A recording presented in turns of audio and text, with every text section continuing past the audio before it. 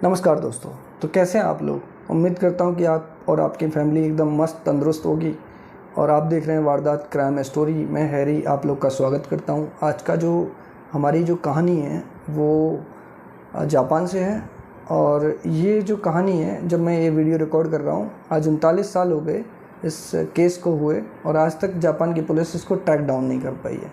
अब थोड़ा जापान की पुलिस के बारे में बात करते हैं। जापान की पुलिस का मर्डर के केसेस को सॉल्व करने का जो परसेंटेज है वो 97% है और जो चोरी के जो केस हैं उनको 53% केसेस को सॉल्व कर लेते हैं। वही बात करें यूएस की, तो यूएस ओनली 37% मर्डर केसेस को सॉल्व करती है यूएस पुलिस, और 17% ओनली 17% जो चोरी के केस हैं वो यूएस पुलिस सॉल्व कर पाती है। तो आप समझ सकते हैं कि जापान पुलिस कितनी प्रोफेशनल है। चलिए कहानी की ओर आते हैं। तो जो कहानी है वो 18 मार्च 1984 की है, जब ग्लाइको कंपनी के जो फाउंडर हैं इज़ाकी, वो अपने घर में बाथ टब में अपने 2 बच्चों के साथ नहा रहे होते हैं। अब इनका जो घर है वो 2 कंपार्टमेंट में बना होता है। एक तरफ ये रहते हैं, एक तरफ इनकी मदर रहती है। और इनके घर से इनकी मदर के घर में, या फिर इनकी मदर के घर से इनके घर में आसानी से आया जा सकता था। तो इनकी मदर के घर में शाम के टाइम में 2 बंदे नकाब पहन के घुसते हैं। एक के हाथ में रिवॉल्वर होती है, एक के हाथ में राइफ़ल होती है। ये जाके जो इज़ाकी हैं उनकी मदर को बांध देते हैं। उसके बाद में इज़ाकी के घर में एंटर होते हैं। इज़ाकी की वाइफ इनको मिलती हैं। तो जब इज़ाकी की वाइफ मिलती हैं तो इज़ाकी की वाइफ बोलती हैं कि अगर आपको रैंसम चाहिए, मतलब कि पैसे चाहिए तो पैसे ले लो। तो ये बोलते हैं कि be quiet, money is irrelevant, मतलब हमें पैसे नहीं चाहिए, शांत रहिए आप। तो ये इज़ाकी की जो वाइफ है इनको भी बांध देते हैं। इज़ाकी जब बाथ टब में नहा रहे होते हैं उनको नग्न अवस्था में ही लेके किडनैप करके निकल जाते हैं। अगले दिन ग्लाइको कंपनी के सीईओ के पास में एक लेटर मिलता है जिसमें बोला गया होता है कि 1 बिलियन येन चाहिए हमें और 100 किलोग्राम सोना चाहिए।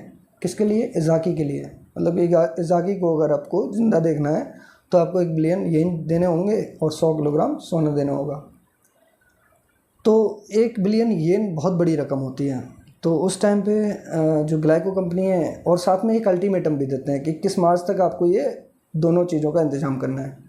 अब ग्लाइको कंपनी इंतज़ाम में लग जाती है, क्योंकि फाउंडर हैं जो ग्लाइको कंपनी के वो खुद ही किडनैप हो रखे हैं। तो ग्लाइको कंपनी कहीं ना कहीं से ये पैसे इंतज़ाम करने में लग जाती है।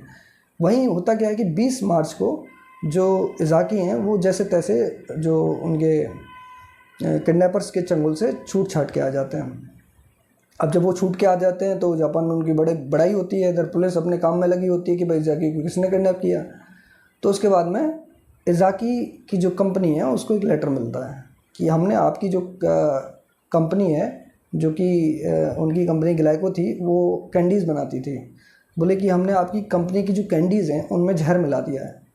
अब जब ये लेटर मिलता है तो ग्लाइको कंपनी अपने सारे प्रोडक्ट मार्केट से विड्रॉ कर लेती है। विड्रॉ करके उनको लैबोरेटरी भेज देती है चेकिंग के लिए कि भाई इनमें पॉइज़न है कि नहीं। तो पता लगता है कि इनमें किसी में भी पॉइज़न है ही नहीं।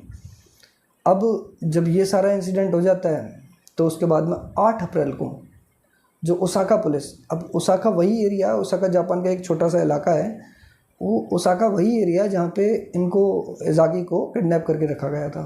तो वहीं की पुलिस के लिए एक लेटर मिलता है। तो उस लेटर की हेडिंग होती है to the fools of Japan police, मतलब कि जापान पुलिस के मूर्खों के नाम। आर यू स्टूपिड, कि आप मूर्ख हो क्या, आप इस धरती पे कर क्या रहे हो। और मुझे पता है कि आप लोग हैंडीकैप्ड हो, इसलिए मैं आपको हिंट देता हूँ कि जिस गाड़ी में हमने इसको इज़ाकी को किडनैप किया था उसका कलर ग्रे था, और जिस रेस्टोरेंट से हमने खाना लिया उस रेस्टोरेंट का नाम ये था। रेस्टोरेंट का नाम भी बताते हैं और फिर साथ के साथ में एक और चीज़ बताते हैं कि हम इज़ाकी के रिश्तेदार नहीं हैं, हम इज़ाकी की कंपनी में काम नहीं करते, हम इज़ाकी के खेतों में काम नहीं करते, तो हमें वहाँ पे मत ढूंढना। अगर प्रोफेशनल हो तो हमें पकड़ के दिखाओ, अगर तब भी नहीं पकड़ पाओ तो तुम टैक्स की जो पैसे हैं उनको चोरी कर रहे हो।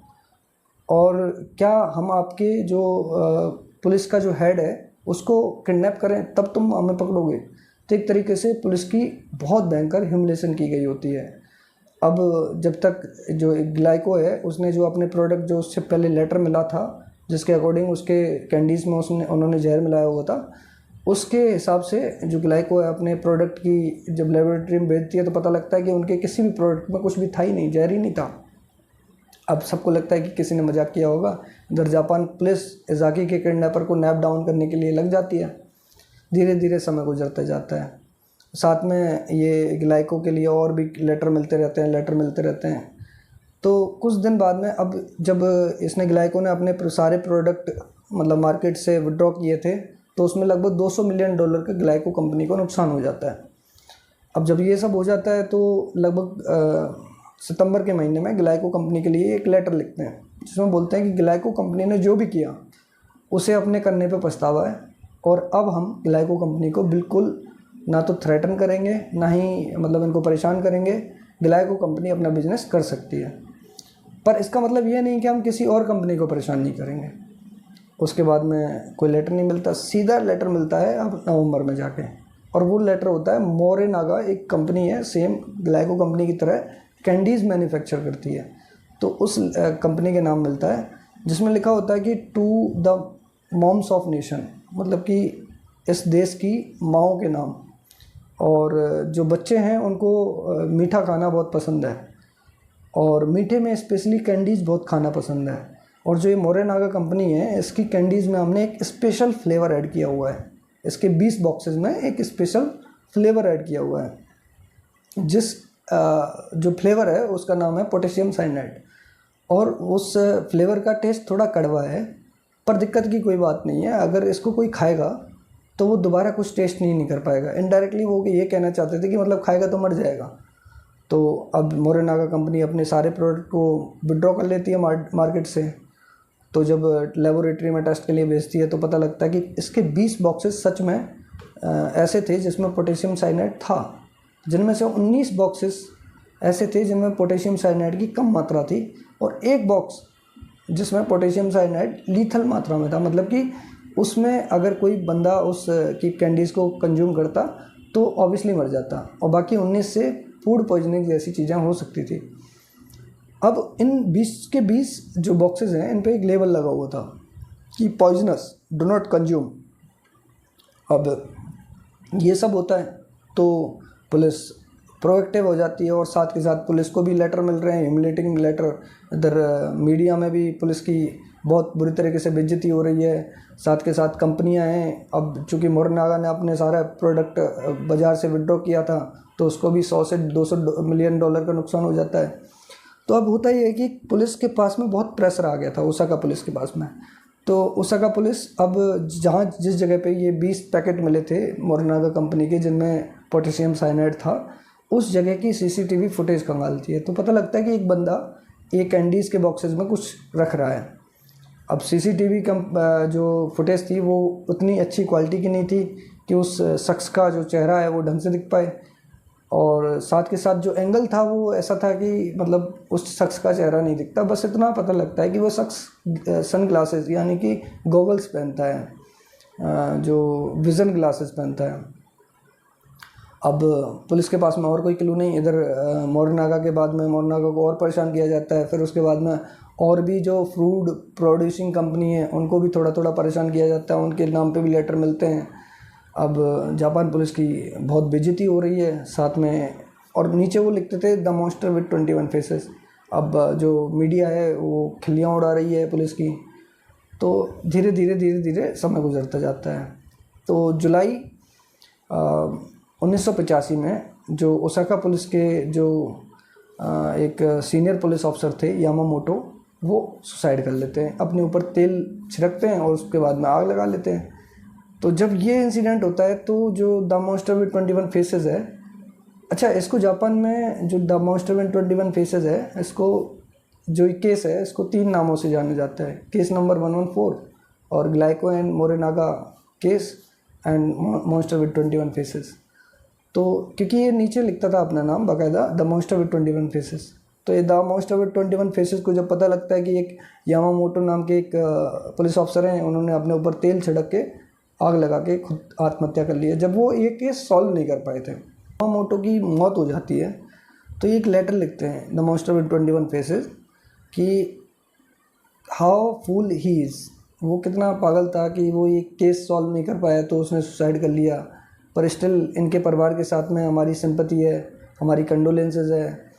तो और साथ के साथ वो लिखते हैं कि भाई अगर हम आज के बाद में ये जो फूड प्रोड्यूसिंग कंपनी है इनको परेशान नहीं करेंगे, अगर ऐसा कोई करेगा तो वो हमको कॉपी कर रहा है, और ये जो काम है मतलब फूड प्रोड्यूसिंग कंपनी को टॉर्चर करने के अलावा हमारे पास में और भी काम है, हम वो काम करेंगे।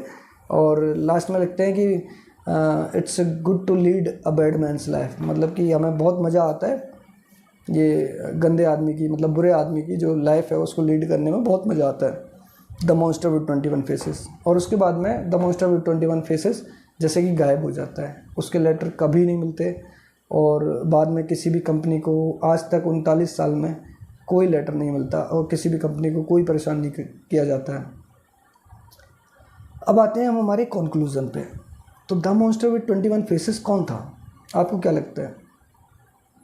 तो जैसा कि मैं अगर आप जब मैं ये पूरी कहानी बता रहा था तो अगर आप समराइज़ करो तो आपको समझ में आ सकता है कि द मॉन्स्टर विद 21 फेसेस ने सिर्फ बिजनेस हाउसेस को ही टारगेट किया।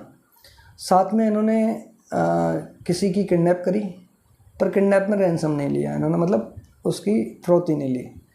इन्होंने जहर मिक्स किया, पर जहर मिक्स करने के साथ में लोगों को इन्फॉर्म किया, और साथ के साथ अगर मतलब कंपनी अपने पार्ट में अगर कमज़ोर पड़ जाए तब भी इन्होंने उसके ऊपर लेबल लगाया था, पॉइजनस, डो नॉट कंज्यूम।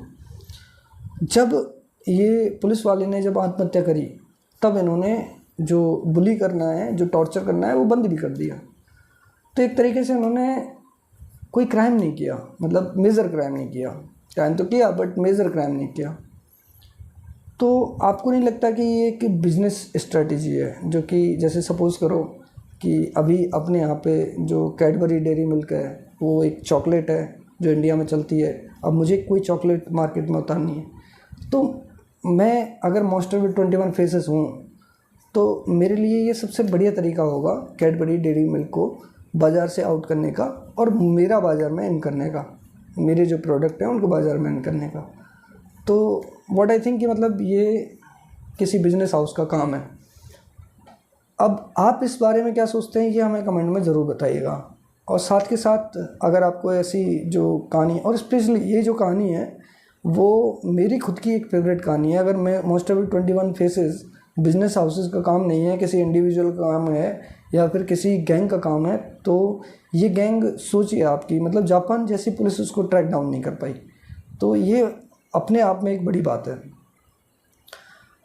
तो आप इस कहानी के बारे में क्या सोचते हैं वो हमें कमेंट में बताइएगा, और साथ में हमारी ऐसी ही कहानियाँ सुनने के लिए आप हमारे चैनल को सब्सक्राइब कर दीजिए, और साथ में इस वीडियो को शेयर और लाइक करना नहीं भूलिए।